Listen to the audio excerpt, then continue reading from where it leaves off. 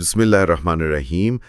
آج کے اس گہرے مطالعے یعنی ڈیپ ڈائیو میں خوش آمدید۔ آج کا ہمارا جو مواد ہے وہ بہت ہی خاص ہے، تو میں پہلی سلائیڈ کے حوالے سے اعلان کرتا چلوں کہ آج ہم عربی بول چال کورس کا 44واں سبق سیکھ رہے ہیں، جس کا عنوان ہے اردو عربی منتخب جملے۔ اور جیسا کہ ہم نے طے کیا ہے ہم اسے کلاس روم کے انداز میں پڑھیں گے، تو میں دوسری سلائیڈ کا پہلا جملہ پڑھتی ہوں اور ہم اسے دہرائیں گے بھی۔ جملہ ہے اہلاً بکم فی الدرس الرابع والاربعین۔ اچھا، یعنی 44ویں سبق میں خوش آمدید۔ اہلاً بکم فی الدرس الرابع والاربعین، بالکل صحیح۔ ایک بار پھر دہراتے ہیں تاکہ یاد ہو جائے۔ اہلاً بکم فی الدرس الرابع والاربعین۔ واہ! تو آج جو ہم جملے سیکھیں گے نا، وہ مواد کے مطابق 3 اہم موضوعات پر تقسیم ہے۔ پہلا ہے المشاعر والحیات، یعنی جذبات اور زندگی۔ دوسرا ہے الاعمال الیومیہ، مطلب روزمرہ کے کام۔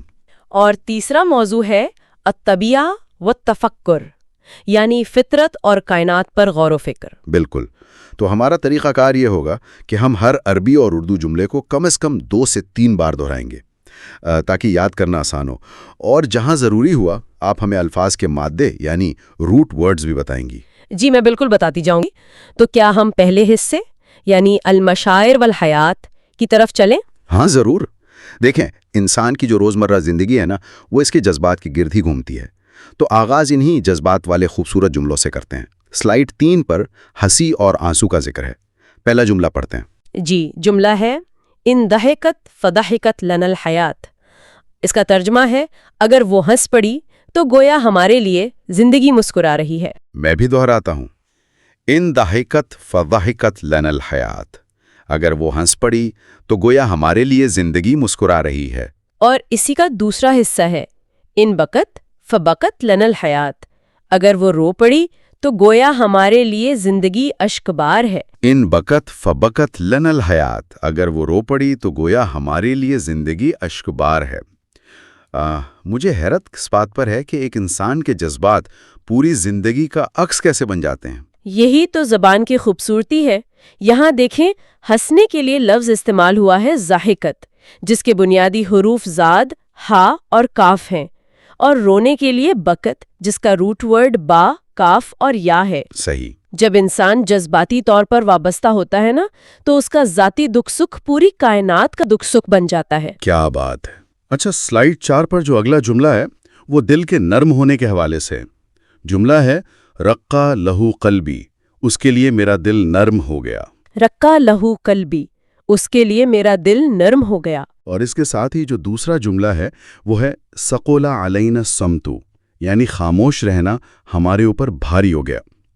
اس کو ایک بار پھر پڑھتے ہیں۔ ثقل علینا الصمت، خاموش رہنا ہمارے اوپر بھاری ہو گیا۔ یہاں ایک بہت ہی کمال کا لفظ ہے ثقلا۔ ہاں، میں یہی پوچھنے والا تھا، کیا خاموشی واقعی کسی جسمانی وزن کی طرح بھاری ہو سکتی ہے؟ جی بالکل، یہ لفظ سا قاف لام یعنی ثقل سے نکلا ہے، جس کا مطلب واقعی بوجھل یا بھاری ہونا ہے۔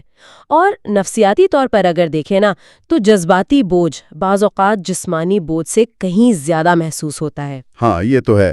جب انسان کچھ کہہ نہ پا رہا ہو تو وہ خاموشی بہت چبھتی ہے۔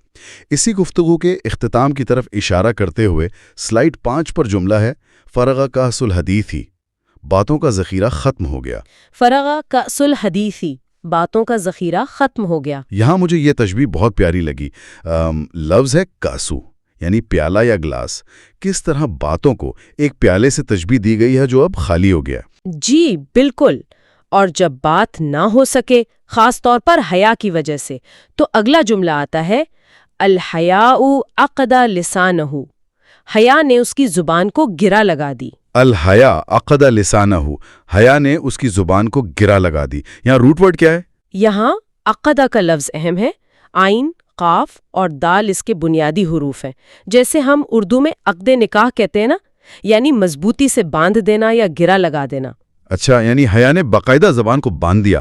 زبردست۔ اب سلائیڈ 6 کی طرف آتے ہیں۔ یہاں ذرا مال، عقل اور دین کے توازن کی بات ہے۔ جملہ پڑھتے ہیں۔ آتاک اللہ مالا وما آتاک عقلا ولا دینا، اللہ نے تجھے مال دیا لیکن تمہیں عقل اور دین نہیں دیا۔ ایک بار پھر دہراتے ہیں۔ آتاک اللہ مالن وما آتاک عقلن ولا دینا، اللہ نے تجھے مال دیا لیکن تمہیں عقل اور دین نہیں دیا۔ یہ بہت گہری بات ہے، مطلب صرف مال کا ہونا کوئی کامیابی نہیں ہے نا؟ ہاں بالکل، اگر عقل اور دین کی نعمت نہ ہو تو وہ مال کس کام کا؟ اب سلائیڈ 7 پر کشادگی اور اچھے اخلاق کی بات ہے۔ جملہ ہے ہوا اقدر الناسی علی الیسر، وہ لوگوں میں سب سے زیادہ کشادگی پر قادر ہے۔ ہوا اقدر الناس علی الیسر، وہ لوگوں میں سب سے زیادہ کشادگی پر قادر ہیں، اور اسی شخص کی مزید خوبیاں ہیں۔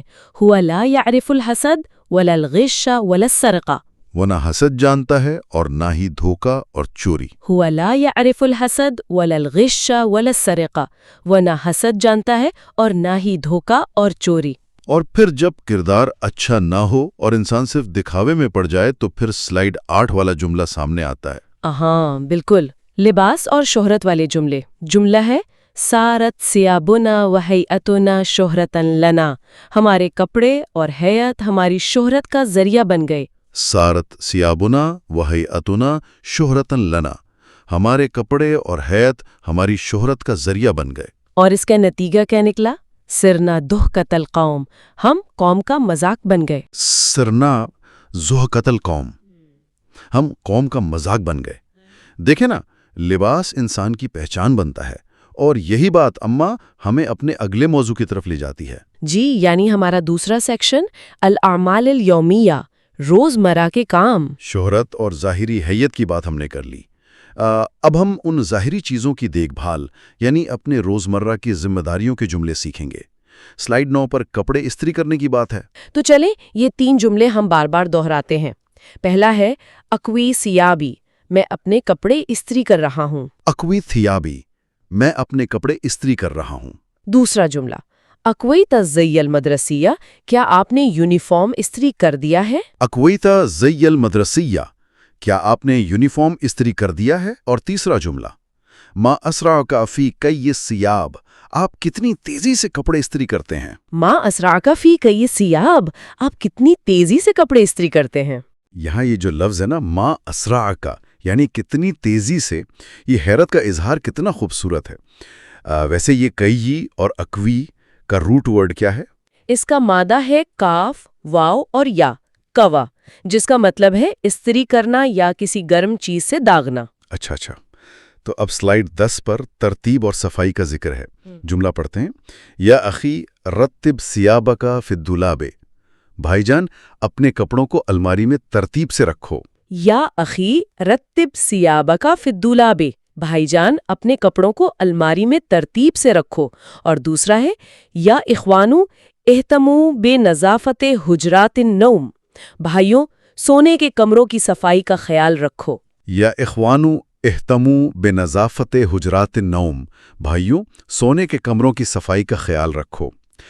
اس میں رتب جو ہے وہ تو سیدھا سیدھا اردو کے لفظ ترتیب سے ہی جڑا ہوا ہے نا؟ جی بالکل، رتب کی بنیاد ہی ترتیب ہے، جو ہم اردو میں بھی اسی معنی میں استعمال کرتے ہیں۔ بہترین۔ تو اب ہم نے اپنے گھر اور روزمرہ کے کاموں کو ترتیب دے لیا ہے۔ اب وقت ہے کہ ہم گھر سے باہر کی دنیا، فطرت اور کائنات پر غور کریں، یعنی ہمارا تیسرا سیکشن الطبیعت والتفکر، فطرت اور غور و فکر۔ سلائیڈ 11 پر سڑکوں اور گاڑیوں کی بات ہے۔ جی، جملہ ہے کانت الشوارع واسعۃ، سڑکیں بہت کشادہ تھیں، اور لا تنقطع السیارات فیہا ساعہ، گاڑیاں ایک گھڑی کے لیے بھی نہیں ختم ہوتی۔ دہراتے ہیں اسے، کانت الشوارع واسعۃ، سڑکیں بہت کشادہ تھیں، اور لا تنقطع السیارات فیہا ساعہ، گاڑیاں ایک گھڑی کے لیے بھی نہیں ختم ہوتی۔ یعنی یہ ایک ایسے مصروف شہر کا نقشہ کھینچا گیا ہے جہاں زندگی ایک لمحے کے لیے بھی رکتی نہیں ہے، مسلسل بھاگ دوڑ ہے۔ بالکل، اور اس بھاگ دوڑ کے بعد سکون کا وقت آتا ہے، جو سلائیڈ 12 پر ہے۔ انتصف اللیل وغاب القمر، آدھی رات بیت گئی اور چاند غائب ہو گیا۔ انتصف اللیل وغاب القمر، آدھی رات بیت گئی اور چاند غائب ہو گیا۔ اس میں انتصف کا مطلب نصف یعنی آدھا ہے نا؟ جی ہاں، نصف کا تصور واضح ہے اس میں۔ اور اسی رات کی خاموشی میں اگلا جملہ ہے انا عارف کل بقعۃ فی الارض، میں اس دھرتی کے ہر ٹکڑے سے واقف ہوں۔ انا عارف کل بقعۃ فی الارض، میں اس دھرتی کے ہر ٹکڑے سے واقف ہوں۔ اب ذرا سلائیڈ 13 کی طرف بڑھتے ہیں۔ یہ میرا پسندیدہ حصہ ہے، ماچس کی تیلی اور وقت کا فلسفہ۔ بہت ہی گہری تشبیہ ہے۔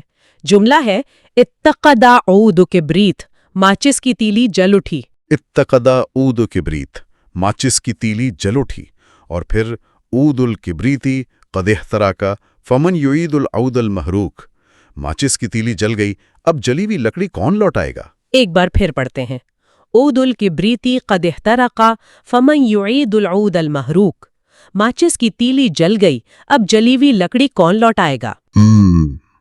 اگر ہم غور کریں تو کیا انسانی زندگی اور وقت بھی بالکل اس ماچس کی تیلی کی طرح نہیں ہے؟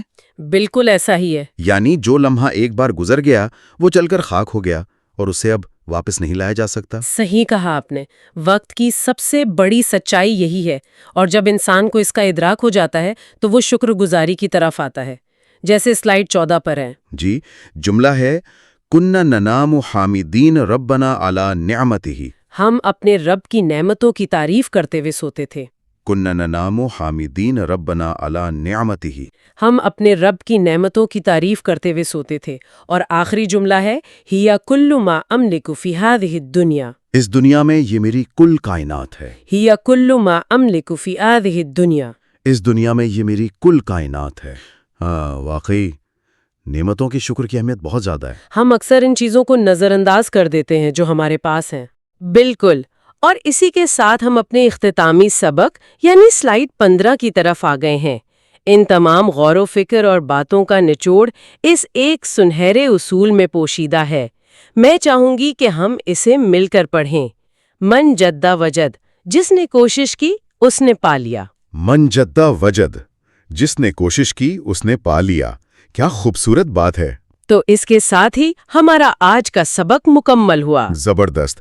تو جاتے جاتے میں اپنے سننے والوں کے لیے ایک سوال چھوڑے جا رہا ہوں۔ ذرا سوچئے، وقت کی جلی ہوئی ماچس کی تیلی کو کوئی واپس تو نہیں لا سکتا، لیکن کیا ہم اپنے آنے والے لمحات میں اسی اصول یعنی من جدہ وجد پر عمل کر کے اپنی منزل پا سکتے ہیں؟ اس پر ضرور غور کیجیے گا۔ بہت ہی زبردست پیغام ہے۔ جی، اور سلائیڈ 16 کی ہدایات کے مطابق ہمارا آج کا باقاعدہ اختتام ان الفاظ کے ساتھ ہوتا ہے کہ تازہ ترین اسلامی ویڈیوز اور معلومات کے لیے برائے کرم ہمارے چینل کو سبسکرائب کریں اور بیل آئیکن پر کلک کریں۔ اپنا بہت خیال رکھیے گا۔ اللہ حافظ۔